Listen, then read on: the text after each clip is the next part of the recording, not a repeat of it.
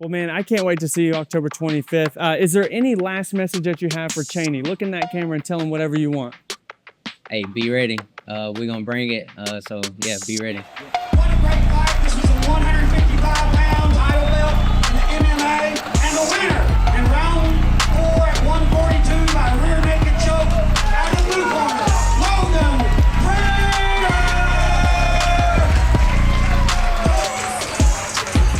Welcome back, ladies and gentlemen, to Knuckle Sandwich. I'm your host, Brandon Anderson. Tonight, we're sitting down with Logan Prater, the number 3 Hub City MMA featherweight that is fighting for the belt at the Fight Night 11 card. We're going to be talking about Wildside here, where we are, as well as his upcoming fight, his past fight, and a lot of things in between. So let's go ahead and welcome my man, Logan Prater.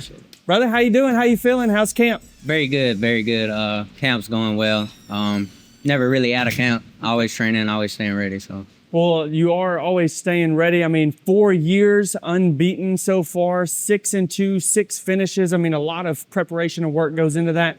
Can you tell me a little bit about how these last 4 years have went for you and what has differentiated from the early part of your career to now and, you know, this unbeaten streak you're on? Yeah, so, man, it's been a wild ride. I mean, it's like life, you know, honestly. The last 4 years, a lot's changed for me.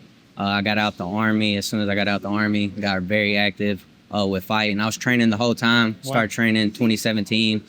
Shout out Paragon Martial Arts down in Corinth, Jay Bird, Malik Birdine. Shout out to all them guys. That's where it all began for me, and I've never really stopped since then. Got in the Army, stayed training, couldn't really fight, you know, due to the job.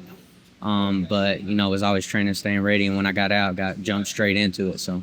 Well, and you were up at the Pacific Northwest, one of the top-ranked guys over there, and now you've moved back down to the southeastern side of things and have taken it kind of by storm. But there was that little bit of layoff in between as well. But recently, your last fight at Agoge, taking a last-minute up a weight class title fight and getting that 5th-round submission, man. You had to dig deep in that one. Yeah. Can you tell me a little bit about that fight as well, man? And kind of, you know, what was going through the mindset of taking a last-minute fight for a title, up a weight class, and all the things that went into that? Yeah, so, you know, I was already in fight camp, getting prepared for another fight, you know, obviously.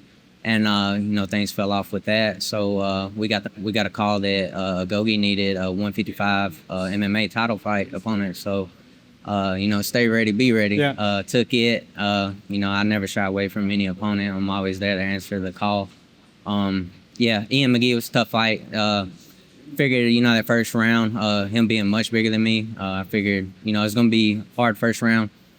Weather the storm, you know, it was nothing. And then keep that pace, put that pressure on him, stay in his face, and eventually broke him. Yeah. Well, you mentioned, you know, the fights falling out and things like that. I mean, Hub City in general has had you almost booked twice, booked once and almost booked another time back in September. And like, what is that challenge for you? Do you see that as a challenge, especially in this region maybe of like struggling to find guys who accept fights against you and things like that? Yeah, definitely. I will say since I've came back down south, it's a little bit weirder around here now. A lot of gyms riding each other's, you know, other. A lot of promotions riding each other's gyms. I mean, it's just a little weird, man. I remember when I left here back in the day, you know, it just seemed like everybody was always down to fight anybody. You know, it didn't matter, you know, what gym they were from, you know, any of this. I would say it's gotten a little weirder, and I think I was spoiled up there in the PMW because it was always, you know, best versus best, you know. Yeah. Didn't matter who you were, where you were from, you know, they made sure they got the best matchups out there. So definitely felt a little bit spoiled out there, and I will say that about coming back down here. You think there's some ducking going on in the southeast? Maybe, maybe ducking or just, you know, maybe just... Record padding, cushioning? Yeah, maybe definitely cushioning, so. All right. Well, let's talk about the gym that you're at now, Wildside Combat Center here. I mean, we got the guys in the back over here, Mike and Mason and all them. Yeah. Man, I mean, this is a gritty gym. Jason Danner, Nate Landwehr, just name a couple guys. I mean, talk to me a little bit about, you know, when you came back down to this side of town and joined into Wildside, man, was there a little bit of a culture shock there coming into this gym from where you were? And what has that done to shape who you are today? Yeah, I will say it was a little bit of a culture shock. Definitely out there, you know, out in the West, you know, everything's a little bit more manicured. A little bit more scientific behind the prep, you know, leading into the fight. You know, that's really where I learned the scientific side of things, you know, diet, you know, heart rate monitoring, you know, those aspects of the fight game. And then coming back down, here coming in the wild side, you know, it's just doghouse. The dirty just South. getting straight to it. Yeah. Yeah. And that's what I was kind of known for out west. So, you know, coming back down here, I kind of felt a little bit at home. So, Okay. yeah. Well, you moved up to that 55 to get that belt, right? And do you feel more comfortable at 45? Is that really like your weight class? Yeah, definitely, Okay. definitely. I mean, I'm an amateur. I feel like amateurs should challenge themselves. Sure. You know, whether that be moving up a weight class or, you know, just taking the hardest fights, you know, at any moment. Yeah. You know, and I wanted to go up to 155. You know, and just see what that felt like. You know, so. We talk about hard fights. Let's talk about your upcoming fight. Mm-hmm. Hub City MMA 145 strap main event for Fight Night 11 against Devante Chaney. Jackson's, you know, kind of last amateur guy on the rise. You know, they had Lane Rowe go pro, they had Trevor Grice go pro, and now it seems like Devante has announced that this is his last amateur fight. So what is it about Devante? What about his background? What about his style? Do you see that maybe could give you a little bit of trouble, or there's things that you just see that you're like, man, like this is a cakewalk for me?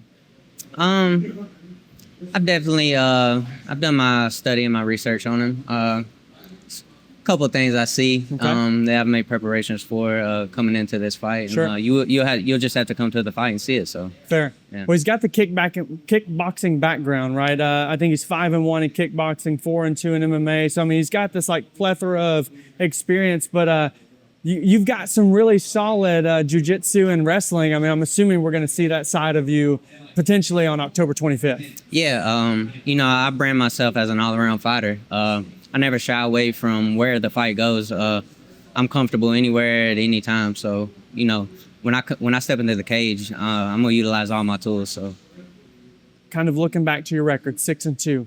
If we go 7-2 October 25th, is it pro next? Is it time for the jump for you? definitely. Yes. Is there anybody you're eyeing at 145 as a pro? I'm not too up on the scene around here Okay. at pro, so I can't say there is. So. Okay. Interesting. Well, what would you say for yourself? How would you explain your style in one sentence? Ooh, tenacious. Tenacious. One word. Tenacious. Tenacious. In their face at Okay. all times, definitely. Definitely. Well, another question I have for you. What would you say is harder right now? Having a fight or finding an opponent for a fight? Finding an opponent, definitely. Finding an opponent. Definitely. If you were in a video game, what would be your signature move? That's a good question. You know, we ain't pro yet, but flying knee. Flying knee? Definitely. Well, man, I can't wait to see you October 25th. Is there any last message that you have for Chaney? Look in that camera and tell him whatever you want. Hey, be ready. We're going to bring it. So, yeah, be ready.